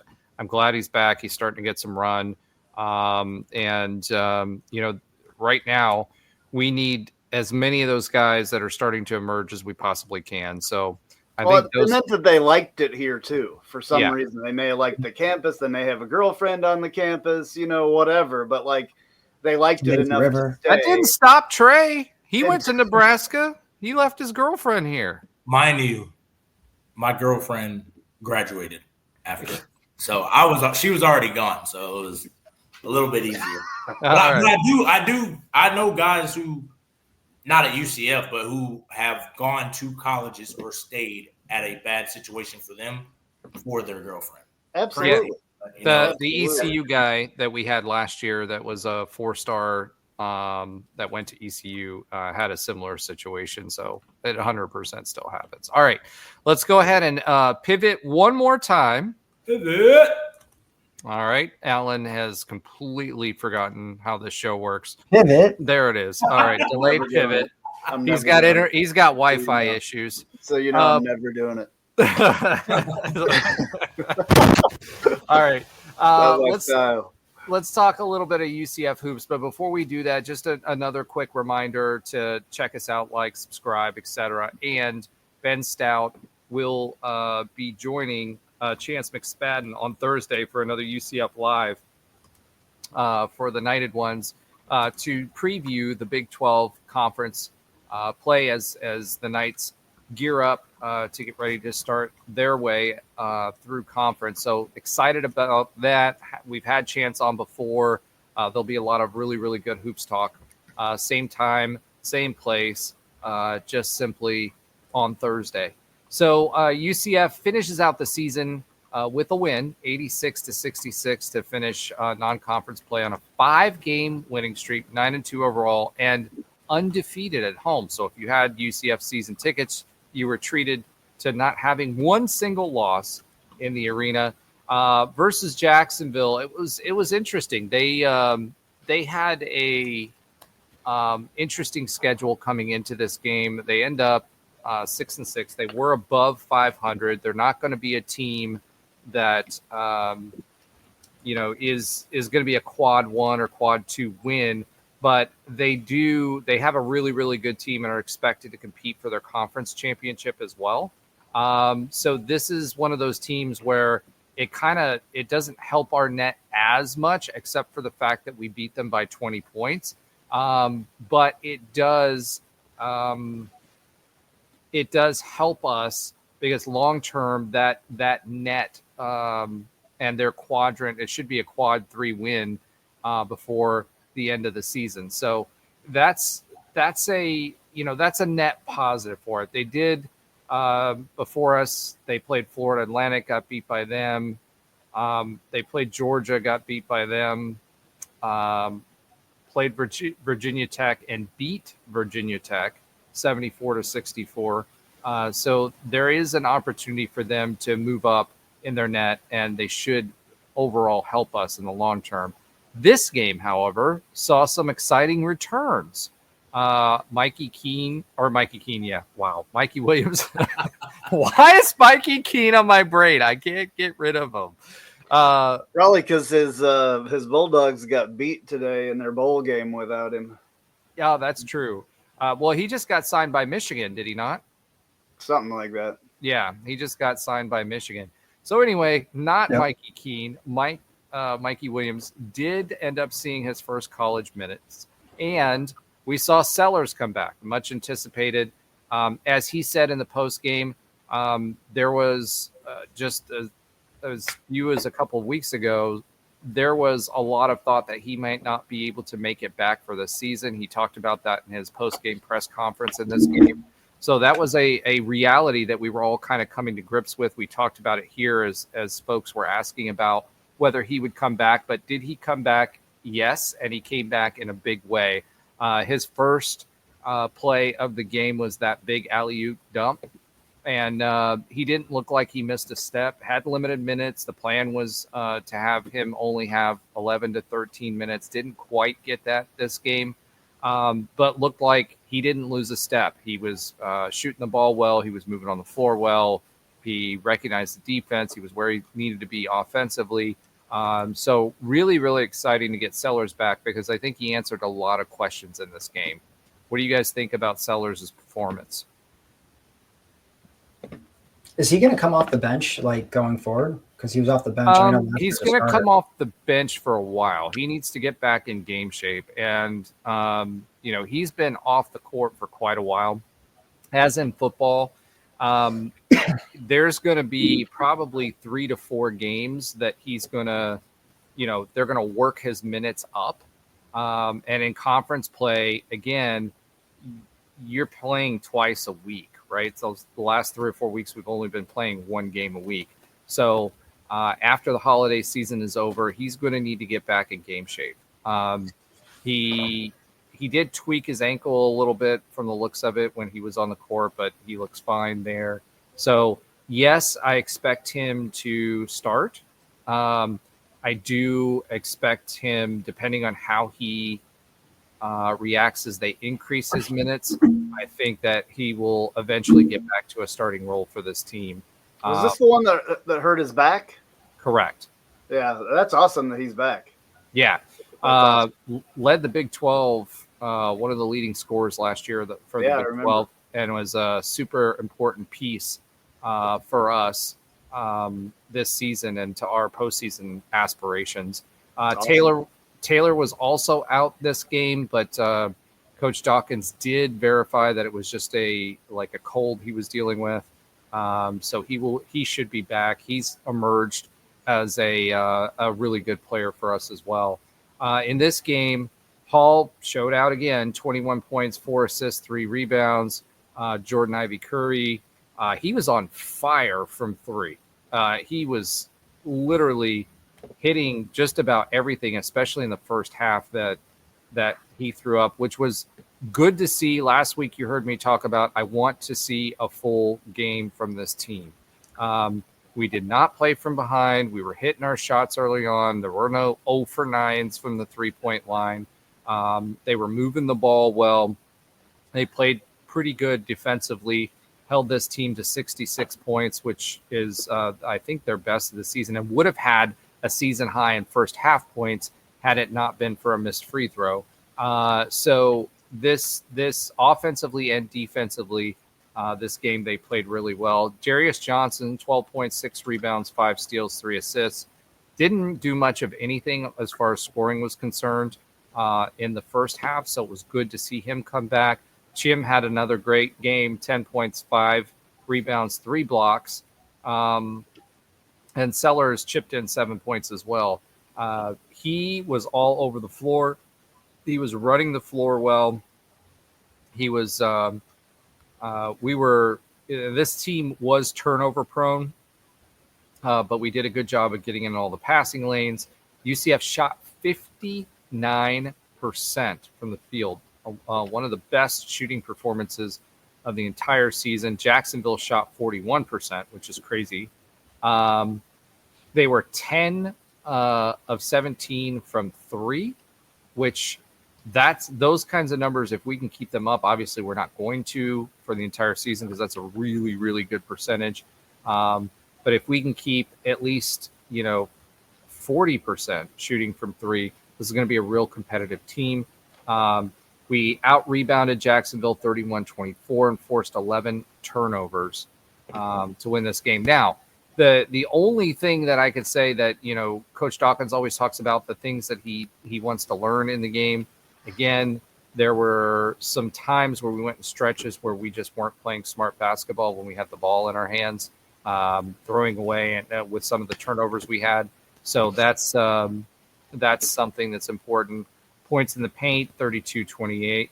And overall, this was just a really solid way to end non-conference play and to gear up for that conference season, which starts with Texas Tech and the next game. And the guys on Thursday will delve a lot deeper into this team and into the conference on Thursday. So make sure you tune in for that. As of right now, the Big 12 has 5 ranked teams. Number 3, Iowa State. Number 7, Kansas. Number 15, Houston. Number 17, Cincinnati. And number 25, Baylor. Get ready. Kansas State is right there too. This team, there's a lot of 9-2 teams in this conference, with Arizona and Arizona State being towards the bottom. But even Arizona, a lot of their losses were against big name and highly ranked teams. So they will be competitive too. So don't be fooled by what that non-conference schedule looks like. Even Arizona, who's currently at the bottom of the league, is going to be a really, really, really tough out for UCF. So lots of exciting basketball coming your way for your Knights. Anything that you guys want to add to that? I think it's 9-2 start. Last year we started out 9-3 in conference out of conference play. Once again, strong start, but outside of a few games, obviously most of these were pretty winnable. I don't think we had the true test yet. Obviously, Texas A&M and LSU, Wisconsin, some of the games were tough, but until we really get into the beast of the Big 12 schedule, I don't think we'll know much. But I'm excited. I think this team is deeper and better than last year. So starts off right away tough with Texas Tech. So we'll learn a lot here in the coming weeks, like you said, with some really good opponents on the schedule. Yeah, missed opportunity with LSU, and there were a quad 2 win that we should have won. We were winning that game. We let them get back into it and then lost in triple overtime. So that should have been a game that we won as well. So without further ado, just make sure you tune in on Thursday for that big conference breakdown with 2 of UCF's former basketball stars. All right. Let's go ahead and pivot one more time to a little bit of listener love. All right, Trey, you were getting ready to say it. Did you say it? Yeah, Alan said it quickly and it made me laugh. So Oh, I just- okay. I'm just All saying. Go ahead. All right. So this is the time of the show where we call out some of our new listeners and give a little bit of listener love to folks that comment. Obviously, we had 395 comments on last week's show. So shout out to everyone that participated in that. That was awesome. We love it when you guys are live and when you guys are active. For those of you that followed, and subscribed, I don't get to see all of you because not all of you have that set as public. So those that do, I like to thank you for doing that. There's a plethora of people on Twitter also that is following us. But for this week, big shout out to Going Golf in 1999, Kelly Lowe, Ken McGuffey, Chris Carter, who was very active last week. Thank you, Chris, and former UCF player. Love to see that in the chat. Justin, Nikolai, John Stanford, and Ryan Roy. Thank you all for subscribing. I encourage you all to continue to do that. We picked up 24 subscribers since the last show. Subscribe. Yep. So like and subscribe. And that includes all the podcast channels too, because we do put these back out on the podcast platforms as well, whether it's Apple, whether it's Spotify, whether it's Spreaker, any other platform that you may have. Make sure you're following, subscribing, leave comments, go ahead and give us an evaluation if you'd like. All right. So thank you, everyone. And shout out to Ray and everybody else that's participating in the comments this week. So that leaves us with another pivot. Pivot. All right. There we go. Now, that's Alan. the third time you said last pivot. What? Did I really? Yeah. Well, okay. Second to last pivot. Since Josh is not here this week to give us his sometimes funny fact of the week, Alan, do you have an oxymoronic stat of the week for us this week? I do. Just about the UCF men's basketball team. It's just short and sweet, but I thought this was interesting. Last year, it seemed like UCF really got it done, and the basketball team got it done with defense, rebounding, even points in the paint. But it's kind of been, at least through non-conference play, been a lot different so far to start the season. So they've been out-rebounded actually in 6 games, but 3 of those have been wins. So despite being out-rebounded, they were able to win 3 of those games. Then in 6 of their 9 wins this year, they've been outscored points in the paint. Thought that was interesting. And then last year through non-conference play, they were giving up an average of 64.1 points per game with an extra game. Last year we had 12 non-conference. This year it looked like it was only 11. And this year we're giving about full 10 points more through non-conference play at 74 points per game. So the winning, while we have essentially the same record as last year in non-conference play, it's been a little bit different. It's not really as much, it seems, on the defensive side of the ball. And some of the things we were doing really well last year, the shooting is actually a lot better. If you looked at the 3-point percentages really over the last 5 or 6 games, it's been dramatically improved. So interesting that it's not necessarily like a typical Johnny Dawkins type of, wins so far, but maybe that will change in conference play. Awesome. Well, that being said, thank you, Alan. Let's go ahead and pivot again, and this is the last time. Pivot. All right. Time to do a little quick update on other UCF sports that Alan does not watch. So number one, I wanted to bring up that we have a new volleyball coach in Florida Gulf Coast, Matt Bodsford. So a few interesting things about Matt Bodsford. Our volleyball team has been struggling a little bit. We talked about that earlier, in earlier episodes. But this is a huge hire. He is the head coach was the head coach for Florida Gulf Coast, a team that has been really, really successful, and he's been really, really successful there. On top of that, he also started their beach volleyball program, which we are the only one of the only major schools in the state of Florida that does not have a beach volleyball program at this point. So very interesting. I know that we're kind of strapped for cash right now, but it's one of the cheaper options to start a beach volleyball program, and I think UCF would kill in that. Now, a few facts about Matt Botsford to hopefully get you excited. He's ranked 9th nationally among Division I coaches in career winning percentage and 11th in total wins. That's huge.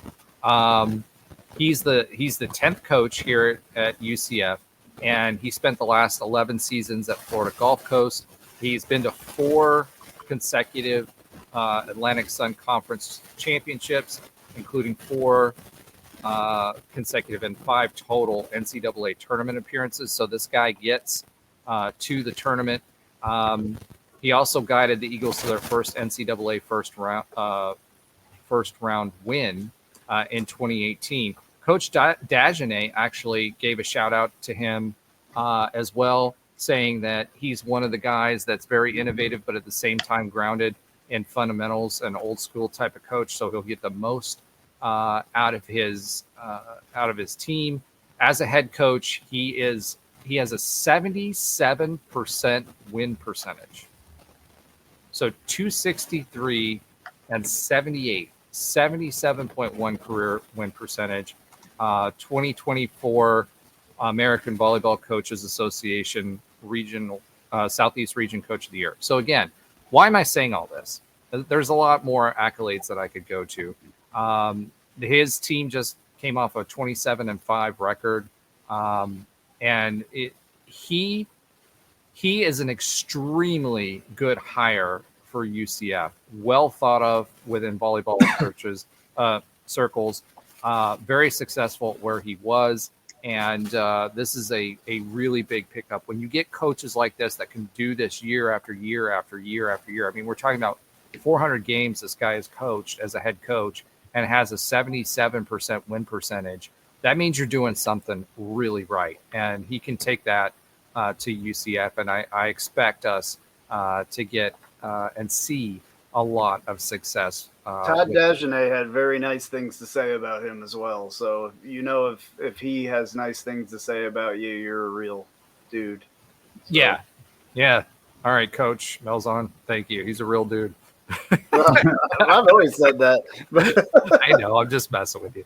But yeah, no, absolutely 100% correct. Coach Dagenet is well respected, obviously, in collegiate circles, but also as a professional volleyball coach. Now just that as he's a person, moved on. man, that dude's a great guy. Oh, 100%. A really great guy. 100%. So last but not least, but this time last, we'll talk about UCF women's basketball. Unfortunately, they did lose to High Point 64-60 and then lost to number 11 TCU 92-52 in the team's first Big 12 game of the year. They are now 7-4 overall. Unfortunately, have lost 4 of their last 5 and play at number 18 West Virginia next, which Knights fans, unfortunately, I hate to say this, but don't expect much at number 18 West Virginia. This team has been decimated. I mean, absolutely decimated by the injury bug, and in fact lost yet another player in this last game that they played against TCU. So this is not the same team that started the season. This is not the same team that we had such high expectations for. It's not to say that the players that are out there aren't good, but there's a huge gap when it comes to women's basketball teams on the top echelon of NCAA basketball teams. And guess what?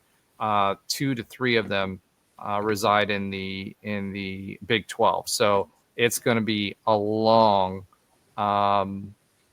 it's going to be a very, very long season, unfortunately, for them. And we, in the background, Nobra has been trying to get up a picture, but it doesn't look like we're going to be able to get it. I can do it with my phone to my camera if I absolutely have to, but you have to see this picture. All right, go ahead, Andrew. That's our new linebacker from Oklahoma. There was a guy that played for Oklahoma back in the day. I don't know if you remember. This guy's got a mullet. This is awesome. So, do you remember? Anybody remember Brian Bosworth? Yeah, of course. The I Bos. guarantee that this kid grew up wanting to play for the Sooners. I mean, he looks like Brian Bosworth. He does, not as big, but like that picture is obviously an ode to him. And I'm telling you, God, I hope this guy stays healthy, because he's just, you can just tell, like, from pictures of him and everything else, that he's like I don't know. He's a real dude. He's a He's a freaking real dude. superstar if he can stay healthy. Like, I have a really good feeling about this guy. If he can stay healthy, he will wreak havoc. I'm telling you, he'll be a wrecking ball. I said that hope so, earlier too. on Rivals on the dungeon. I've watched tape on this guy from high school. He's insane if he can stay healthy. So Yep, that's the big thing. He's got the size. He's got all the measurables. he's had 2 years to heal. I mean, he's had issues, but I mean, he's had some time to heal, and he'll have a little bit more time with this transition. So hopefully, I'm just excited. I love to get excited about, like, players, and people like this excite me. Like, look what happened with Shaquem Griffin. Like, Yep. That was a different situation because he was overlooked by a coach more than having an injury or whatever. Everybody knows, he doesn't have a hand and all that. But, like, kids like that, like this guy that have the will to get through injuries like that, and that were so highly rated in the beginning, to finally get to that point of being able to do their thing that they've been wanting to do and dreamed of doing for so long, that can be magical. I mean, we saw it with Shaquem getting the chance at UCF. All he had to have was a chance, and he was a machine. So Absolutely. Let's hope lightning strikes twice. So I hope so. I mean, I think it will, man. Like, anything can happen. Anything can happen. 100%. Right? That's what keeps us coming back year after Whoever year. thought Scott Frost would be back here for real? It wasn't me. I never thought a pipe dream. After everything that happened, especially with the way he exited Nebraska, and then everything else that happened at Nebraska and afterwards, I didn't think he would ever be back here. That's for sure. Either. It would be, things happen. Crazy stuff happens, especially with Scott Frost. It's just. Well, let's hope more crazy things happen in a good way, and not the crazy things that happen in Nebraska. And, no, I think he's learned. He's matured. Like I said in the very first thing. I know I repeat myself, but I repeat things that I think they're important. He's had time to learn. He's had time to grow up. So I'm excited about the entire thing. And I was not excited for last year or the year before, to be honest with you. I'm more excited about UCF football than I've been in a long time, which is a couple of years, a long time. Awesome. Yeah, and that's I think that's what Terry Mohajir was after with this hire. So let's keep up the excitement and let's get to the winning. All right. That'll do it for us this week.